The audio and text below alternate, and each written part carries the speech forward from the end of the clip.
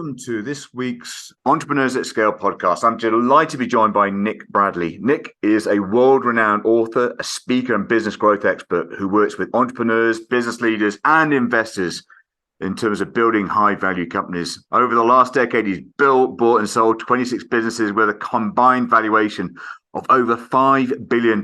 He also works with private equity and venture capital firms across the UK and the US, leading business turnarounds, mergers, acquisitions, and scale-ups, which is great if we're on a program with the entrepreneurs at scale.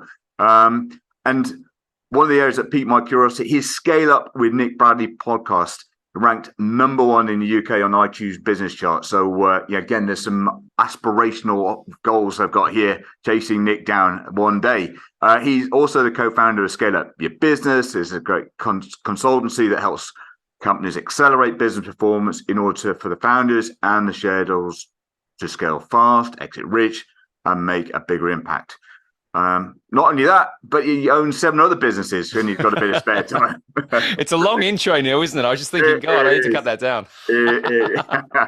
But I think more importantly, Nick, originally from, I think it's Sydney, Australia, family man, strong background in physical fitness, 67 marathons, which is amazing around that. But I think the most important thing for this podcast, Nick is absolutely committed to personal growth and becoming the very best version of himself and inspiring others to achieve the same. So what I say, a great intro. It's a real delight to welcome you to today's podcast, Nick. So just to get us started, please just take some time just to introduce yourself and let our listeners know a little bit more about what you do and how sure. Well, as I was joking around, it is a long intro. You've probably got the whole story there, like, you know, from when I was born and all that. No. No, in all seriousness, it's an interesting journey from all the things you explained. What I do these days and what my mission and my purpose is about is really helping founders, entrepreneurs realize the value that they create in their businesses. And the key word there is realize, because when I worked in private equity for a long time, and this is kind of the old school days, it's definitely improved in more recent years, but the whole philosophy was to buy businesses as cheaply as possible, scale them up, and I can get into all the different metrics and things, which is just an interesting thing to understand. But the key part is that the people who created the value, the people who were the foundations of those businesses, wouldn't be taking out of those businesses what I thought was the right amount of value, considering their efforts, their commitment, the sacrifices. So these days, I focus solely on working with those founders, on helping them achieve high value exits so they can realize freedom, so they can go off and make a bigger impact, and of course, so they can build wealth for themselves and their families. Yeah, it's an interesting one to start with. You mentioned sort of the PE houses in the background. What were some of your seminal learnings, having been in that environment, and has that helped serve you well now? Yeah, it definitely helps me now, because what I found is my niche, if you like, or my area of expertise, is that I take those learnings, what I call the playbook, in some cases the secret playbook, because a lot of the stuff that happens in private equity happens behind closed doors. It's a bit like a club with a secret handshake, if you can imagine that. But it's a very rigorous, very disciplined, focused environment, right? So probably the best way to describe it, because you're under high pressure, right? You're dealing with huge transactions all the time, is probably militant in its kind of approach, like Navy SEAL, Delta Force type of stuff. You know, you're trained very well. You have to execute with high levels of precision. You have to keep your head under fire. You need to not get emotional, right? And what I found interesting about that is if you bring some of those traits and skill sets to the boardroom of a business when you're working with a founder or a leadership team, and it gets highly emotional when you see huge amounts of money getting presented in front of you, is I can help them navigate that whole experience and get the whole thing much more objective and rational so that the outcome and the result is better. Yeah, and it's such a great service to play, because I can imagine most of the companies we work with, it's their first time to the races. They've never been to a sale of their business, let alone that. And so they haven't got that sophisticated playbook that a PE house may well have. So I think that what you're doing is such a worthy cause to just help them have maybe more of a level playing field.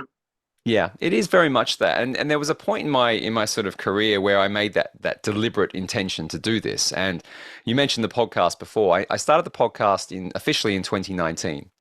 We're sort of 300 odd episodes in now, but it was in my mind from the beginning of 2018 because I ended up going to this Tony Robbins event. And there's a bit of a backstory to this. I was in the process of involved in a very big deal. In fact, it was my last, what I call major transaction in private equity. It was a $2.3 billion deal. And I was the CEO of one of the divisions of the company that was eventually acquired by Blackstone, which is up there with the biggest private equity firms in the world. Lots of things were going on. It was very stressful. There was a lot of infighting within the business as well that I was involved in. My father came back into my life after being away for a long time. He then died suddenly of cancer. I had all these things going on. So one evening, I cracked the teeth in the right side of my jaw. I went to bed, and I was in the process of all this, and everything wasn't good. I mean, there's more to the story, but I won't bore you with it. But I wasn't well, and what it ended up being, I think, Neil, is so much stress, so much pressure, not living to your values, the certain things that really make you light up. And all of that starts to manifest itself physically. So this all happened, and literally, I think it was about 3 to 4 weeks after I literally broke the right side of my jaw, the teeth here, and these molars. I ended up in this room, this Tony Robbins event, and it was in that event that I said, you know what, I'm going to quit private equity. I'm going to quit. And I'm going to jump onto the other side of the table. And I actually had this kind of physical vision of this, right? Jump on the other side of the table, and I'm going to sit on the entrepreneur, the founder's side, and I'm going to equip them, to your point, a level playing field. Yep. So that when they go into these environments where they ultimately may want to end up, if they want to sell their business for a lot of money, they've got someone like me guiding them through and supporting them through that whole process. Yeah.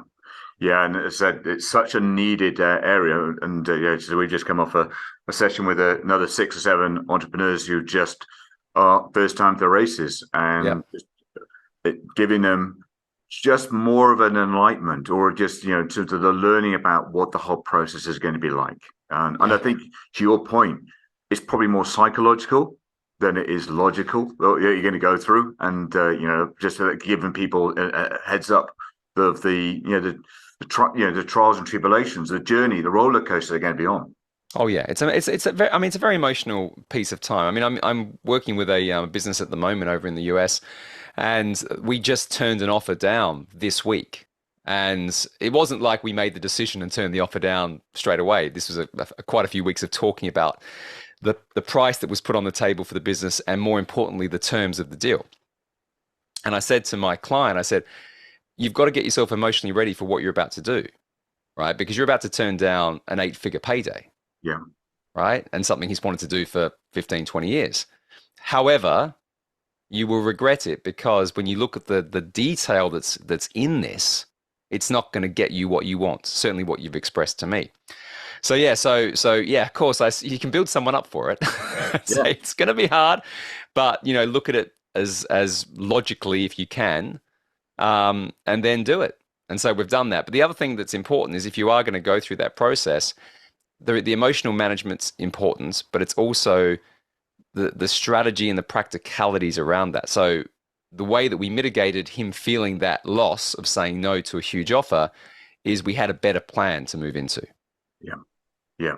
No, I think we'll maybe drill into it a bit more into the podcast about how you help people just through that whole emotional side of things, just getting them as a sort of confidant, in their corner, working in their corner, just to be able to allow to do that. So just first thing, I just want to sort of dive into this, about you have a personal methodology you've termed scale to sale. Yeah. So dig into that a bit in terms of why that's important, and what do you believe are the real challenges to I guess an organization that's moving from that sort of startup phase and then pushing out into the scale up phase. Yeah, so I've got a few different points or transitions in sort of my world of how I think businesses go from startup to exit.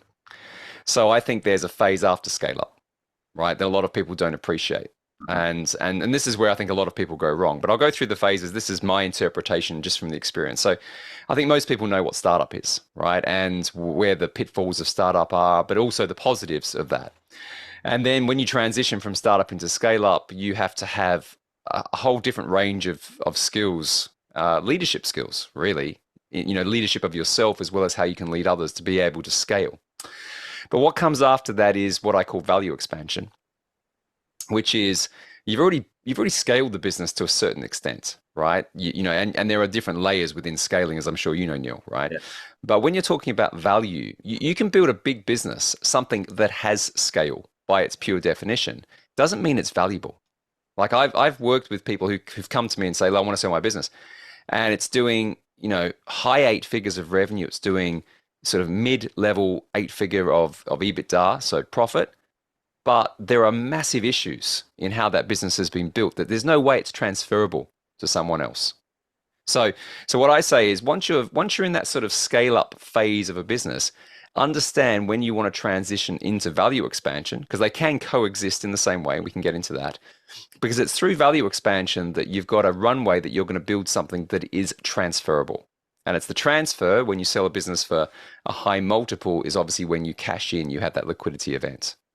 Right. So for me, it's understanding at what point you make that decision. And the easiest way for people listening to this to understand it is reverse engineer outcome. So if I ask you, Neil, if someone could write a check today and put it in front of you, right, that you were going to stop everything or just, certainly not do things necessarily for money, what would that check look like? Yeah. Yeah. So that's it. And that's what I call the life-changing number. It's not the $1 billion check, right? I know everyone would like that. It's the number that, if you had that in your bank account today, you'd be going, you know what? I've got different choices. And usually that figure is somewhere around 20 million for most people. Sometimes a bit less, sometimes a bit more. And what do you call that? I call that your life-changing number. The life-changing number. I've sometimes heard magic number. Yeah. But it probably adds up to the same. Just dive back a second, because I think one of the key areas that if I heard you right, you talked about as you move from the startup to scale. This is leadership transformation. Yep. And this is the importance about, almost having to 10x yourself as a leader. You go from one leader of a startup. What are the sort of things that you see typically challenge the CEO or the MD or the leader as they navigate through this phase? Yeah. So one of the key things to appreciate is that a person who is great at starting a business needs a whole different range of skills to be able to scale it. Right? It's a different identity. And I talk a lot about identity in my podcast. And one of the things I've said quite a lot, even in the first few episodes, is you can only scale a business to the level of your identity. And what I mean by that is you have to realize how you have to evolve. Now, that doesn't mean necessarily working on your weaknesses and all that sort of stuff. In some cases, it might be about doubling down on your strengths and then leveraging out everything else. But my definition, the most simplest definition, is that when you move from startup to scale up, it's all about being able to grow the business through people and process. And that's leadership. Whereas in startup, you can have a lot of creative energy and a few people around you, but that energy gets you through it. That same energy doesn't work when you have to, work through 50 to 100 people, right? It's very different. So that's why you see a lot of these big companies, the classic ones like, Google and all that, they have to hire someone else to come in at a certain point to provide that level of leadership to be able to take the business to where it possibly can go. Yeah, I think, reading some of your the papers that you've written, I think you identified it as Eric Schmidt. That's right. Came in and served Sergey and the team that's where the sort of the tipping point was. And they went through an extraordinary growth phase. Yeah. And you see that everywhere. Sometimes you don't even know what who these people are, right? They don't have the same brand, as an Elon Musk or a Branson or anything like that, but they're as important, if not more. And if I kind of segue into the private equity world and just to sort of unpack how that works, because it works really well. Like, as much as I mentioned, it can be a challenging environment. When you're in the environment, it's very, very precise, to use that word again. Yeah. But the way it works is you have a board. And on that board, you'll have obviously the investors or the people who are representing the private equity firm. You'll have an operating partner, which is a lot of what I used to do. And that's normally someone who comes in who actually has been in a business. They're not necessarily the finance whiz, but they know what it takes to build the machine. And then, of course, you'll have the CEO of the company, et cetera, CFO, those sort of things. But what's interesting about private equity is the strategy for a business is created at the board table, not by the CEO. And that CEO, if they're hired into private equity, so some of the best private equity CEOs are kind of operational. They're almost like COOs, right? They are there to take the strategy that's created at the board and deliver it with incredible amounts of focus and discipline. Mm. Right. And I've been involved in that environment a number of times, luckily, and I think it's a great model. So when people listen to this and go, well, hold on, I'm not like that. I'm this creative, visionary CEO. Well, then you need to find someone who's going to run the business for you, because it's not going to be you. Yeah. Yeah, no, it's really wise words. As part of research for this podcast, one of the areas that you've written about is 5 reasons why entrepreneurs miss out on that 8-figure sale, that significant sale, and that's sort of their business. So I'd just like to dive into those Sure. 5 areas in a bit more detail, Nick. So I think the first thing you highlight is one of the reasons why entrepreneurs miss out is they are flying the plane but have no idea of the destination. Let's elaborate a bit more on that and why that is so critical. Yeah, it comes back a little bit to the point I made around reverse engineering. So again, anyone listening to this today, reverse engineer your business, meaning know where you want to get to, hence the destination. Of course, in order to know the destination, you have to have the starting point. So you have what I call the delta. You have that sort of A and B. But once you know those things, once you know, okay, my business is here today. Let's say it's 5 million in revenue. My goal is to get it to 25 million in revenue, something like 5 million EBITDA in the next 3 years, 5 years. If you understand those things, it's very easy, in my opinion, to be able to work out what you need to do strategically and tactically to be able to build to that. The other secret to it is that once you set that destination, right, it's a bit more than vision, because it's got some detail to it, right? It's not just, hey, I want to build this great thing. It's, I want to build this great thing that looks like this, that has these numbers, these metrics by this date, right? So it's a bit more specific. Once you have that, you can then easily break everything down into 12-month, 90-day blocks, right? And I get down to weekly and sometimes daily if we've got campaigns running. And all I'm doing is executing in a finite space of time on specific priorities, which are moving me towards those bigger outcomes. And so it becomes easy or easier to do that once you have all of those different understandings in place. Yeah, definitely. I think one of the tools I use is what I call Vivid Vision. It comes from Cameron Herold. It's a really, really... I know Cameron. Yeah. And it's such a powerful way of just helping them get clarity of where they see themselves in 3 years' time. Yep. And bring, to your point, that back to what's the more sort of, not minutiae, but the more sort of granular areas about how you're going to make that happen. Yeah, exactly. And it becomes, I mean, where I see people fall down is firstly, they don't have that vision, right? Yep. They don't understand that destination. That's a massive issue, because all you're doing is building something amorphous potentially, or you're just going to go off track and you're going to get distracted, right? The other thing I find is an issue is they might have the vision, but then they don't break it down into, their whole bite-sized chunks to know exactly what they should be doing day in, day out, week in, way out. So in that respect, you've got to have both those things for it to work effectively, in my opinion. Great. Second area you highlight is growing one customer at a time. Yeah. So here's the thing. I spoke at a mastermind in Tampa a couple of years back, and I presented this equation. Again, it's a little bit like scale to sale. I have these methodologies and operating systems that are just in my head from private equity. And I put up this slide, and it said OG plus SG equals EG. And what it stands for is organic growth plus strategic growth drives exponential growth. And I even put to the power of 10 right on that. So if you're growing one customer at a time, usually what that means is your organic growth is not even dialed in. Okay, so you've got no predictability of how you are bringing in leads, converting those leads, et cetera, et cetera. So that's like stage one of any growth plan in a business, right? So if you're not knowing where your next customer is going to come in and you're focused on closing one, you haven't got a machine. You haven't got that predictable machine. So that to me is the first stage. Get your organic growth plan dialed in so you have perfect repeatable weeks. You have a playbook so you know exactly what's required to be able to hit the numbers that you're specifying within that vision, okay? Second part though, the strategic growth is the stuff that I don't see many people doing, but private equity, it's the whole playbook, is acquisitions and joint ventures. But you can't just do acquisitions and joint ventures until you've got your organic growth dialed in. So a lot of people go, I want to go and buy businesses. I want to scale through acquisition. And I'm like, yeah, but you can't even get your organic stuff working. So you're going to be building the house on poor foundations. It's not going to work. But the real trick here is if you get your organic growth really dialed in and you overlay strategic growth and you understand how they can interplay within each other, that's where you get the exponential growth. So it's not uncommon in private equity for us to be able to buy a business, go on a buy and build strategy. There's actually 5 stages of value expansion around that, which I can get into. And then within 3 to 5 years, we'll sell the entity that we bought, usually as a group, forget this, 300 to 400 times the capital that we invested in. Unbelievable. So if I put 50 million in, I'll make a joke here because it's quite amusing. We used to have these conversations. If I put 50 million in and I make 100 million, I wouldn't be allowed into the wine club in Pall Mall because that would be embarrassingly bad. Yeah. Like I've just made 50 million, but that's terrible. If I'd made 150 million, I might be let in the door. If I'd made sort of 200 million or 250 million, then I might be having someone buy me a bottle of wine.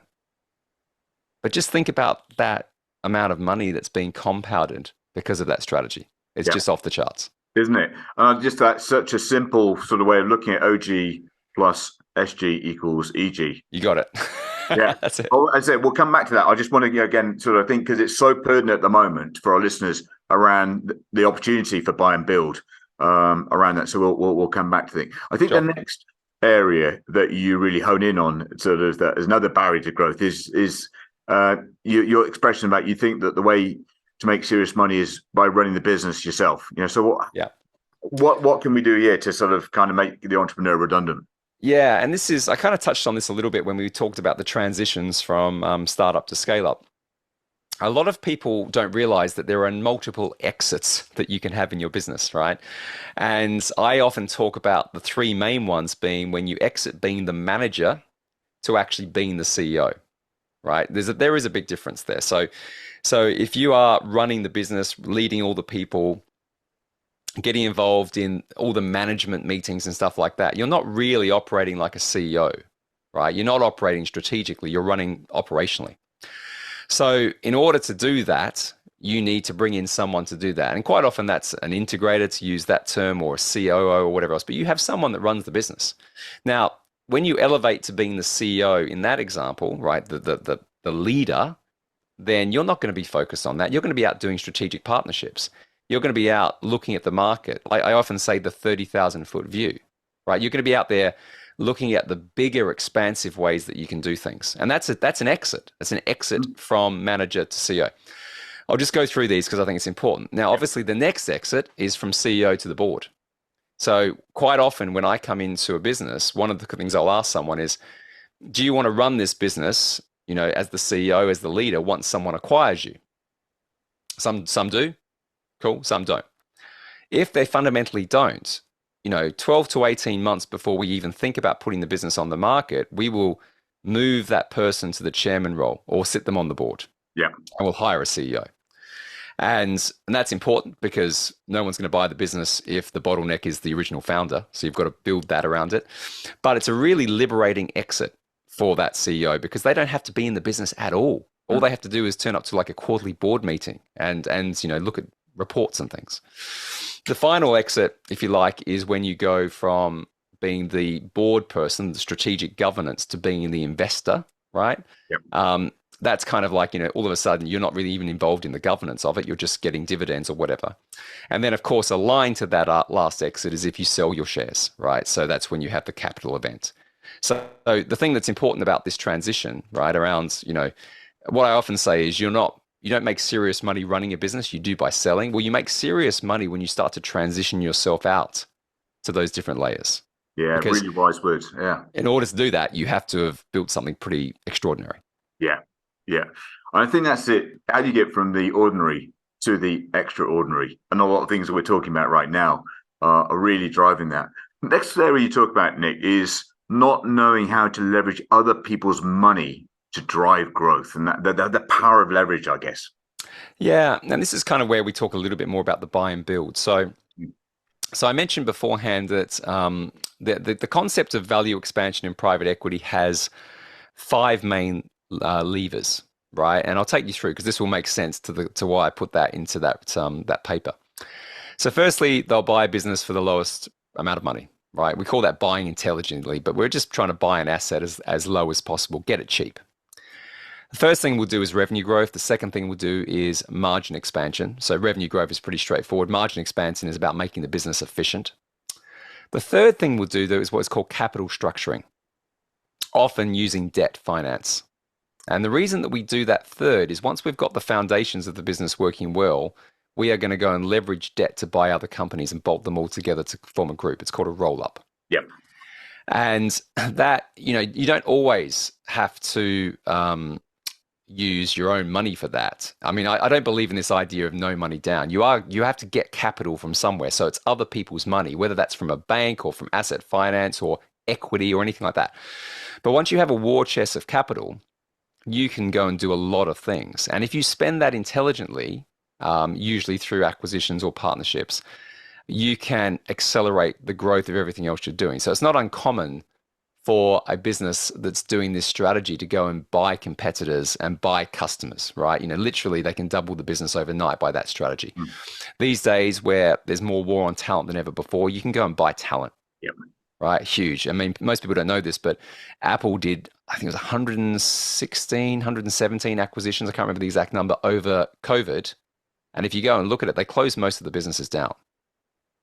They bought the people and they bought, the tech and things like that, but they bought businesses to shut them down. They bought them to get the talent. It wasn't they bought them because they wanted the revenue and profit necessarily, right? So that's why when I put that into that paper, I said, you've got to learn how to leverage other people's money. You've got to be comfortable with using debt, right? And if you're not, my thing is you probably should start to think about selling the business then, because someone could come in strategically and partner with you and take all that off your plate. And that's kind of what private equity does in the round. And just to finish, once private equity has done this roll-up strategy, buy and build, they'll then do what is called multiple expansion.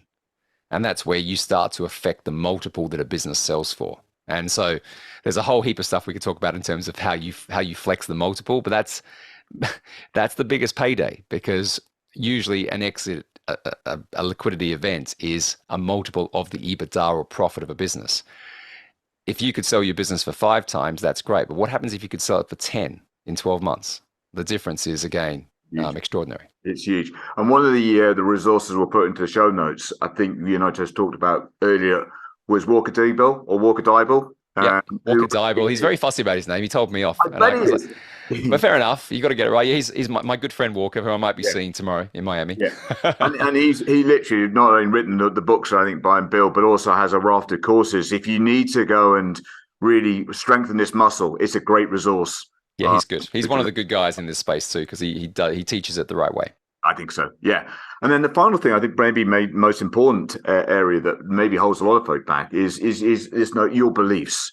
The type of people that you surround yourself with, getting those people maybe holding you back out the road. So, what are the sort of top areas that you advise or you coach around this area, Nick? Yeah, I talk about environments, and there's some over sort of mentioned points around you're the sum of the 5 people you hang out with and all that. What I really believe here is that you have a certain set of skills, experiences, but you've got to be prepared to put yourself into rooms where you feel quite uncomfortable, because what you have in that room, the people in that room may have more experience in certain areas that you have gaps. And I do this all the time. I'm always going away and joining various masterminds associations. In fact, I signed up for one today that's coming up in June. $12,500 for 3 days to be in a place with 200 entrepreneurs. Because I know that in that environment for 3 days, I'm going to build an incredible network. I might find some deals, some business partners, definitely friendships, no question. And it does 2 things for me. Firstly, it's leveling me up, it's scaling me up, right? But it's also giving me inspiration and managing the psychology. So to finish the point, and again, why I wrote this is, if you think that, let's say you've got this big ambition to grow an 8 or 9-figure company, there's no way in hell that you're going to do that if you sit in a room or you go to the same place every week with the same people and you're not stretching yourself. And I'd go as far as to say that it's probably, certainly since I left private equity, the number one thing that's helped me the most is getting in those different rooms. Yeah. And I think this notion of having a team of advisors, a virtual board around you, when you start to get into this whole process of thinking about selling your company, preparing to sell, maybe getting and figuring out who those key people are that Oh you yeah. bring onto that advisory board or that, that whole area is such a critical step.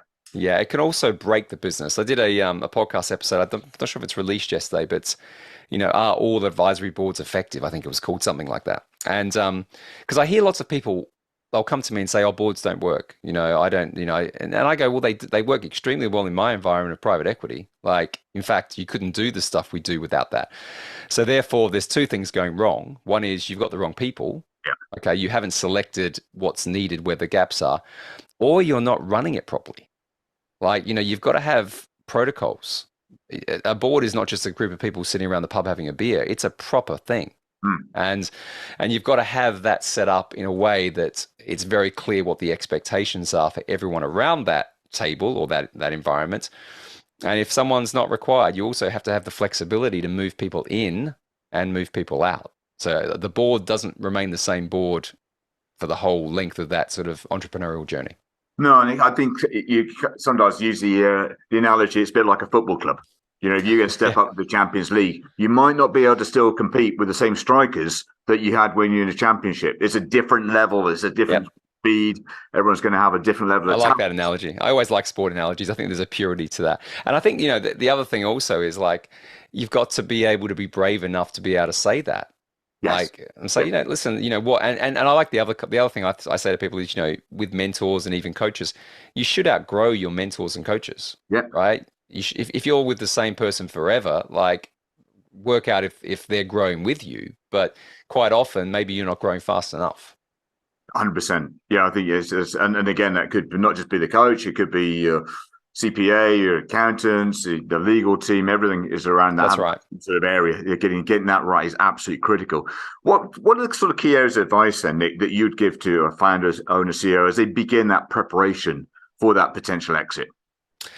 So the first thing I say is you've got to do it early. And my advice is at least 36 months before you want to put your company on the market for sale. And in many cases, if you get really intentional and ahead of the game here, you may not even have to put your company on the market, because a lot of the exits that I help orchestrate come from the partnerships and joint ventures that I mentioned previously. We pinpoint where a potential acquirer is in terms of who they are and what their strategy is, and we try and get into the swim lane or the slipstream of those businesses. And I've got a few right now that are right in that process. So the first thing is make sure you do it a few years out. The one thing I'll say is definitely 100% do not think that you're going to build a great business and then someone's going to turn up one day and buy it. Right? That's what most founders think. Yeah. Like, I'm going to put the business on the market in 6 months.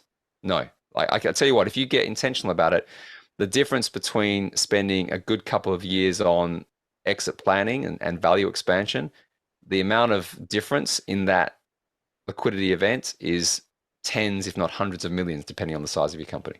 So that's the first piece. Yep. The second piece we've touched on a little bit is you've got to start to surround yourself with advisors and or a board quite early in the process as well. Like anything, don't try and do it alone.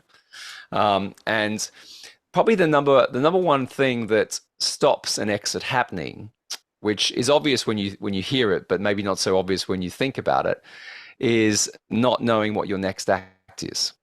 So business owners getting cold feet when the transaction's very close to getting done is a real thing. It's the number one reason, actually, in the US. I was looking at the Exit Planning Institute stuff. The number one reason why deals fall through is not because the money wasn't right, it's because the owner has so much of their identity in a business they've had for 20 or 30 years. It's like giving away their child. So I often say, plan that next act. So instead of you feeling like you're losing something, you're getting pulled into something which is incredibly exciting. That's incredible advice. And again, I can't tell you how many times I speak to people who've got seller's remorse as well. Yeah. They haven't really thought about what's going to be life after they've sold and those sort of things. And I think in terms of, from your perspective, how do you help an entrepreneur, really maintain that balance between their sort of personal and maybe that financial goals and the needs of themselves and the company during the exit process? You've got to this is why it's important to have built your team around you before you start the process. And quite often I sort of say a little bit like, having, we use the sporting analogy again, you've got different positions on the pitch, right? The striker is not necessarily going to be the goalkeeper. So you have to set those areas. So in most of the businesses, I'll say, okay, someone over the next, it can take anywhere between 6 to 12 months to sell a company once it's on the market because of the due diligence process and that. And quite often the average is 9 to 12 months. So you need someone running the company during that time. And that's not often, or it doesn't have to be the CEO or the founder in this case. It can be the COO or something like that. But someone's actually running the operation. You need someone who's going to run or oversee the transaction process, the due diligence process, those sort of things. And quite often, because a lot of it's financial and legal and all those things, it's a CFO that might lead that. Yeah. Then you've got obviously the founder. They have to have a very, very strong lane of managing the relationship between the various entities, including investment bankers if they're involved, corporate finance, obviously a PE firm or whatever. They have to be free to be able to represent the company at the highest possible level.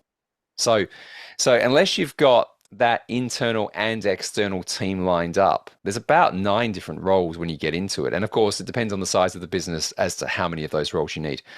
But unless you've got those all lined up, you're going to have gaps and challenges, emotional challenges, because you're going to be trying to do everything as well when you're going through that sort of 9 to 12 month process. So as a coach, how do you help CEO or founder really battle through those emotional challenges? What sort of, how are you supporting them there? Yeah, so for me personally, I don't call myself a coach necessarily, which is interesting, even though I've no issue with that.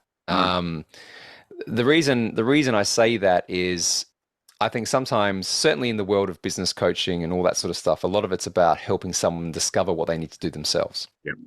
And I don't do that. I'm like, you got to do this now, right? Just do that now. So it's more mentoring if you want to give it a label or advisory. Yeah. And I'll give you an example just to make this come home. So because I've been there and I've done that and I've been involved in my own exits as well as the private equity ones, quite often it's about providing balance through the process. So example being, one of my clients was getting very stressed out recently. So I made them go away for a golf weekend. Sounds basic, right? But like, you're going to Phoenix and you're playing golf. And I'd even had the PA, his PA book it. And he's like, I'm not going. I can't go. You need to go. Yeah. Right. And he loves golf. He just hadn't played golf for 6 months. Yeah. And so there's the thing here where you've got to realize that this is all a game. Okay. It's all a game. You're going to be postured into position. You're going to have all sorts of things going on. Unless you have the outlets that really light you up going on around the edges of it, you're not going to survive it. So when I get involved, I do that. Sometimes I'll make sure that people have, their own routines dialed in, their own personal routines, not sort of draconian or whatever else, but they need to be balancing their emotions. Other times I'll get other people in my network to come in and run sessions with leadership teams around the balance of this. Yes. Because like, if you think about it, what's going to make you successful here? Well, firstly, you need to not lose your head. Secondly, you need to be inspired and enjoy the process. Okay. And then the third thing is you've got to make sure that, everything that you're doing around this, there is that pull through, like I mentioned, that's going to excite you as well. And so if you start to do that and you've got the right people around you, the process is a lot more fun. Amazing. I'm just going to, I think there's so much great stuff there, taking it all in and digesting it. But I think there's like huge amounts of wisdom and really getting people not only geared up, what it's going to be mentally like, but also the practical side of things. Again, that as a mentor, or an advocate, as an advisor, the role that like you and I can play is so important. I just want to sort of change tack a bit now, get more onto sort of a personal side of things, because you run a lot. I used to run a lot more. I run a little bit less now, but I still go to Right. the gym every day. But Yeah, yeah, but I do run a lot. you not only run, you run a seriously long way. I mean, I've done a couple of marathons and the like, but I've never even dreamt of running 100 miles. What's it like running for 100 miles, and why on earth would you want to do something like that? Oh God. It's really, really fun, right? Really? Well, I tell you why it's fun. Yeah. And it comes back to, I suppose, mindset and sort of belief systems, if you want to kind of get really esoteric. But it's what it comes down to is if you and this is a belief of mine, right? So if you constantly go out there and do things that you know you can do, there's no real challenge. And human beings, we are designed, we are built to be challenged. Right. Like all growth comes from friction, right? You know, muscles, everything, right? So I suppose the difference between me and a lot of people is I like to live at the extreme of that. So, you know, it started off by just running 10Ks or running a half marathon and then running a marathon and then thinking, well, hold on, you know, why can't I run 100 miles? I read a book by a guy called Dean Karnazes. It's actually behind me on my bookshelf, and he's been on my show as well. Yeah. And he was running, you know, across America. I was like, wow. So for me, I do it because it's challenging. I do it because I learn a lot about myself. I do it because it's physically hard, but it's mentally tougher. And anyone who's run a marathon, you know, if you go to work the next week and go into a board meeting or whatever else, you feel bulletproof. You feel like Superman, Superwoman, right? You just, because you've achieved something that is just really challenging but good for you, right? Good for your soul. So I do it for that reason. That's the main reason why I do it. Um, the other thing I think is, you know, when you have that type of outlet, when everything was stressful, and I was doing this a lot through the private equity world, I needed to have something like that which would just balance everything else. So it was very stressful in that environment. I needed something which could absolutely distract me outside of it. And honestly, when you're running 100 miles or you're in, say, 60 miles into 100 miles, so you've got 40 miles to go. So you've got like, what's that, 2 marathons left or something? Right. You are Long way. so present. You are so present, and you learn a lot from yourself in that sort of almost meditative state. Right. I am still struggling now to believe, having the what I felt like with 6 miles to go in the marathon, I definitely wasn't present. No, well, you know, it's you learn to put yourself in Yeah. a bit of a weird state, Neil. Yes. I mean, when I've run through the night before, I don't remember a lot of it. Like I'm present in that moment, but I'm Yeah. also in my sort of subconscious a bit. It's very hard to explain. It's almost Yeah. transcendental. I Probably bet that's the it best way is. to describe Yeah. it. So, Nick, just final few questions. What's really behind what you do? What's the bigger impact you really want to have on the world? Yeah, so I didn't, you know, if you'd asked me this question back in sort of 2017, I wouldn't have been able to answer it because at that point in time, it was about making lots of money for myself and buying things and all that sort of stuff. It's not really a great answer. Um, the first transition after I went to that Tony Robbins event was launching my show, my podcast. Hmm.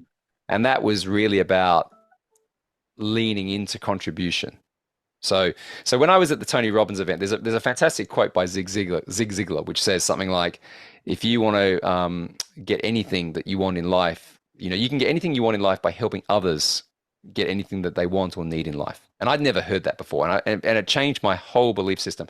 And I was like, "Well, hold on, you mean I can go out there and by helping other people be successful or achieve certain things, I can feel fulfilled, and I can also have everything else that I dream about." I know it sounds simple, but I never realized that. I was like, what? Right? And I came up with this term at one of these Tony Robbins events, which I say at the end of the podcast, which is be grateful, be brave, have faith, and show up. Right? And what it really means is, you know, you've got to be grateful for everything you have in life, right? You've got to be brave to step into things that feel uncertain. You've got to have faith, you know, and trust in yourself that the things are going to work out no matter what. And showing up is about taking action every single day. And so that's become a mantra. So to answer your question, for me now, it's like I said, I want to help people who create so much value in the world. And I think that entrepreneurs create more value than governments, societies. I mean, you don't have to look at, there's more wealth sitting with some of the biggest entrepreneurs in the world than there are in some countries. Yeah. So the amount of change that can happen in the world is going to come from entrepreneurship. So for me, it's like, well, you don't want those people to be trodden down, pushed aside, feeling stressed, not realizing or getting the value of what they've created. So in my small way, I'm like, they're going, well, you know what? I'm going to take you from the point you are now, which is you've built a great business.